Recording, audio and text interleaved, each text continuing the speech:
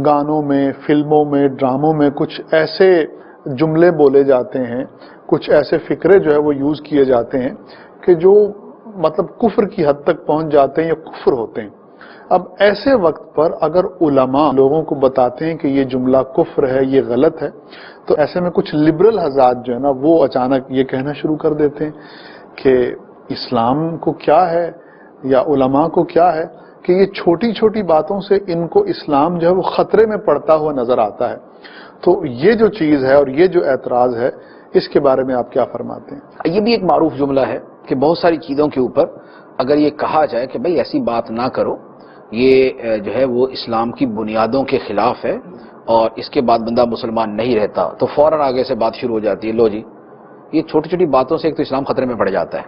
ٹھیک ہے، بات یہ ہے، چند ایک سوالات میں اس کے اوپر عرض کرتا ہوں، ان سوالات کے جواب کے اندر ہی اس سوال کا جواب ہے۔ پہلی بات تو یہ ہے، بندہ صرف زبان سے لا الہ الا اللہ محمد رسول اللہ پڑھتا ہے صلی اللہ علیہ وسلم، تو مسلمان ہو جاتا ہے یا نہیں؟ جی ہو جاتا۔ چھوٹی سی بات سے کیسے ہو گیا؟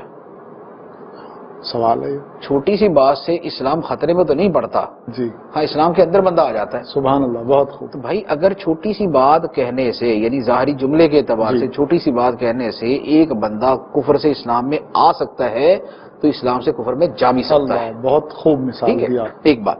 دوسری بات یہ ہے کہ کیا اسلام کے کچھ مسلمہ قطعی عقیدے ہیں یا نہیں ہیں؟ جی ٹھیک، لوگوں کی ایک بڑی تعداد ان سے نا واقف ہے یا نہیں ہیں؟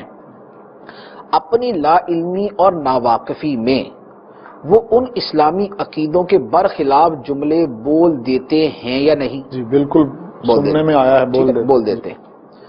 اگر لوگ اپنی لا علمی کے اندر اسلام کے قطعی عقائد کے برخلاف جملے بول دیتے ہیں، ان کو سمجھانا چاہیے یا نہیں؟ جی بالکل سمجھانا چاہیے۔ ان کو جب سمجھانا ہے تو ان سے کیا کہیں گے کہ یہ اسلام کا عقیدہ ہے اور آپ کا جملہ اس کے خلاف ہے۔ ٹھیک، ہم یہی عقیدہ اپنا کر تو مسلمان ہوئے تھے، اگر آپ اس کا مذاق اڑائیں گے اور اس کے برخلاف کریں گے تو آپ اس عقیدے کو چھوڑیں گے تو آپ اسلام کو چھوڑ دیں گے۔ ٹھیک، جب یہی بات کہیں گے تو یہی تو اسلام خطرے میں پڑا اس کا۔ ٹھیک ہے، تو یہ تو کہا جاتا ہے۔ جی آخر اس میں کون سی چیز ہے کہ جس کے اوپر اعتراض ہے؟ یا تو اسلام کے عقیدے ہو ہی نہ، تو پھر جو مرضی بولتے رہو، فرق ہی کوئی نہ پڑے۔ لیکن ایسا نہیں ہے، اسلام کے عقیدے ہیں، لوگوں کی بڑی تعداد ان سے ناواقف ہے، لا علمی کے اندر ان کے برخلاف بولتے ہیں۔ جب وہ بولتے ہیں تو ان کو سمجھانا چاہیے، جب ان کو سمجھانا ہے تو جو مسئلہ ہے وہی بیان کیا جائے گا نا، اس کو وضو کے مسائل تو نہیں سمجھانا شروع کر دیں گے۔ اگر کفر اسلام کی بات ہے تو اسی کے متعلق بات کی جائے گی۔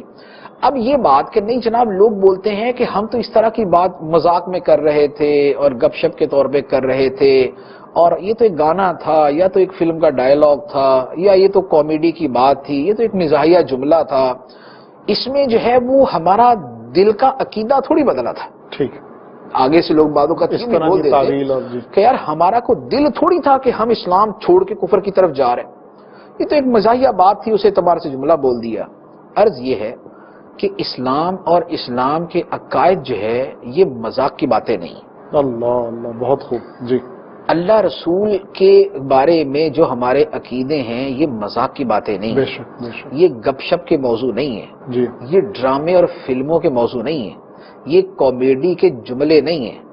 عقیدہ بہت بڑی چیز ہوتی ہے، عقیدہ بہت بڑی چیز بے ہے۔ شک، ایسے لوگ کہ جو بطور مذاق کے اللہ عز و جل اور اس کے رسول صلی اللہ علیہ وسلم کے حوالے سے جملے بول دیتے تھے، یہ نبی پاک علیہ السلام کے زمانے میں بھی تھے، لیکن ان کے بارے میں اللہ تعالیٰ نے کیا فرمایا، ذرا قرآن پڑھ کے دیکھ لے، پھر پتہ چل جاتا ہے کہ کیا اسلام کے برخلاف جملے کے لیے یہ ضروری ہے کہ دل سے وہ جملہ بولا جائے یا مذاق میں بولو تو بھی حکم لگ جاتا ہے۔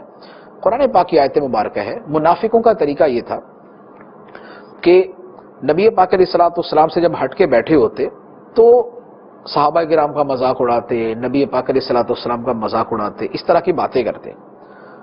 تو ان کے بارے میں جب شکایت پہنچی کہ اس طرح کی باتیں کرتے ہیں، نبی پاک علیہ السلام نے بلا کے پوچھا تو انہوں نے کہا ہم تو مذاق کر رہے تھے، ہم تو مذاق کر رہے تھے۔ اس پر اللہ تعالیٰ نے قرآن پاک کی آیت نازل فرمائی، قل اب اللہ و آیاتہ و رسولہ کنتم تستہزئون، اے نبی تم فرماؤ کہ اے منافقو، کیا اللہ اور اللہ کے رسول اور اس کی آیتوں سے ہی تم استہزاء کرتے ہو؟ اللہ تمہیں مذاق اڑانے کے لیے اللہ اور اس کا رسول اور اللہ کی آیتیں ملی. اللہ اللہ لا تعتذروا، بہانے نہ بناؤ. اللہ یہ مذاق کا بہانہ نہ بناؤ، یہ اللہ. کامیڈی کا، جی. یہ مزاح کا، یہ گپ شپ کا، یہ وقت گزاری کا بہانہ نہ بناؤ. لا تعتذروا قد کفرتم بعد ایمانکم، اللہ اللہ تم اپنے اس ایمان کے بعد کافر ہو چکے. استغفر یہ اللہ. قرآن پاک کی آیت، یہ اللہ تعالیٰ کا فتویٰ ہے ان لوگوں کے اوپر جو مذاق میں، مزاح میں، کامیڈی میں، گپ شپ میں، وقت گزاری میں، جسٹ فار جوکنگ میں جو اللہ کے رسول اور اللہ کی آیتوں کا مذاق اڑاتے تھے. اللہ تعالیٰ نے یہ فرمایا کہ کیا تمہیں خدا ہی ملا مذاق اڑانے کے لیے؟ کیا خدا کا رسول ہی ملا مذاق اڑانے کے لیے؟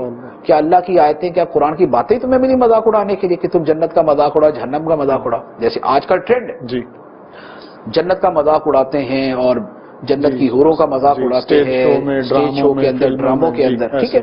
جہنم کا مذاق اڑاتے ہیں کہ جناب جہنم کے اندر اس طرح جہنمی ہوں گے جیسے پکوڑے تلے جاتے ہیں. اس طرح کے جملے آئے دن لکھے ہوتے ہیں. جی یہ مذاق نہیں ہے تو کیا ہے یہ؟ جی تو کیا خدا کی آیتیں اور خدا کا دین اور قرآن کی باتیں ہی ملی مذاق کرنے کے لیے؟ تو اللہ تعالیٰ فرماتا ہے لا تعتذروا قد کفرتم بعد ایمانکم، بہانے نہ بناؤ، تم اپنے ایمان کے بعد کافر ہو چکے. اللہ. تو لہذا دین کا معاملہ بڑا نازک ہے، اس کو مذاق کے اندر بھی اس کے برخلاف بات کریں گے تو دائرہ اسلام سے نکل جانے کے خدشات موجود ہوتے ہیں.